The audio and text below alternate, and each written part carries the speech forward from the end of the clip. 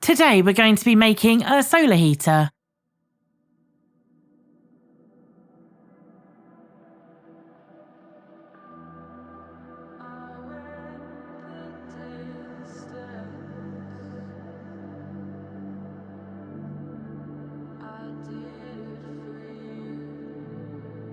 A solar heater takes the warmth that comes from the sun and hits your window and absorbs it into the black surface. Then, as the heat rises, it comes out of the vent at the top and gives your room a really nice warm glow. The best type of cardboard to use would be a shallow box lid, or if you've got a bigger, deeper box, you can cut it down. You only need things that you can find around your home, and to be honest, it only took me about an hour and a half to make it, and that's including the drying time.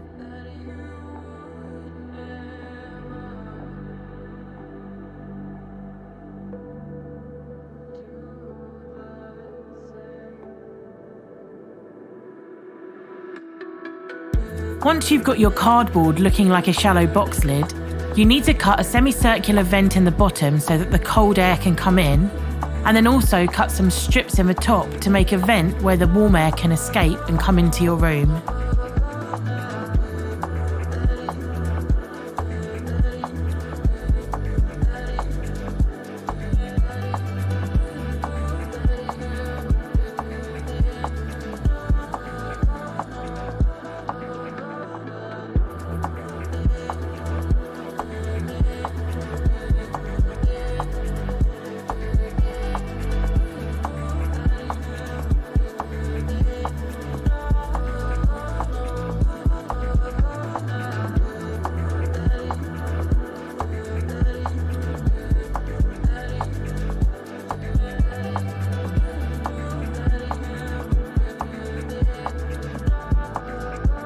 When you're done, it should look something like this. Now, it's really important to make sure that the vent at the bottom is big enough for the air to get in, but not so big that you're losing the surface area where you're going to be painting it black.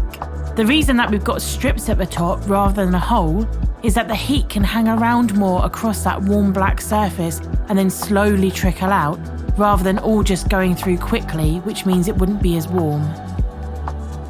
Now you need to measure out how much foil you're going to need. So it's really important that you get a good layer of foil all over it, so that's on the inside, which we're going to be painting black, but also on the outside.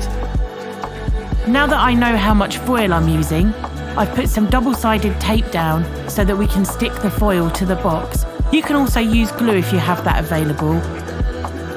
Before you stick your foil down, make sure that you're using the right side. Foil has a dull side or a matte side, and it also has a shiny side. You want to make sure that the dull side is showing, so you're going to be painting on the dull side, because if you put the shiny side on there, the paint doesn't take well to it, and also it reflects some of the heat back out rather than absorbing it. Carefully press the foil down. You want to make sure that you don't rip it at this point, because we don't want to be putting anything else on the surface of the foil other than the black paint. When you turn the box over, make sure that you fold all of the excess foil onto the back. Now repeat the process of sticking the foil down for the back of the solar heater. Make sure that there's no cardboard showing anywhere. It should all be covered in foil.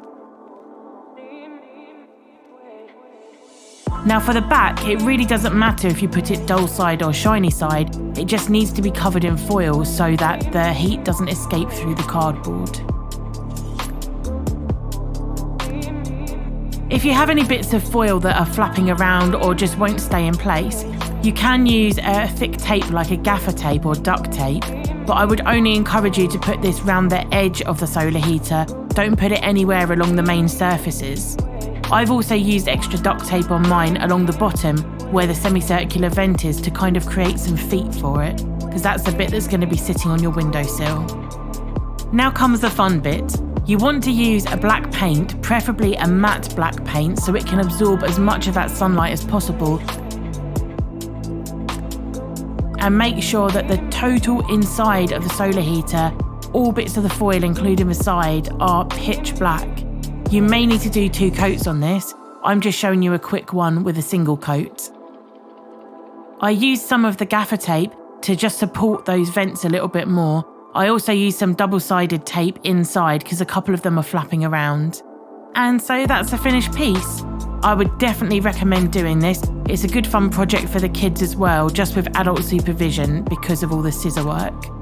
And thanks for watching. That's the end of my diary for the whole week. There will still be uploads that are happening. It's going to be hopefully every Tuesday, Thursday and Sunday. So if you've got any ideas or any questions, just pop them in the comments below.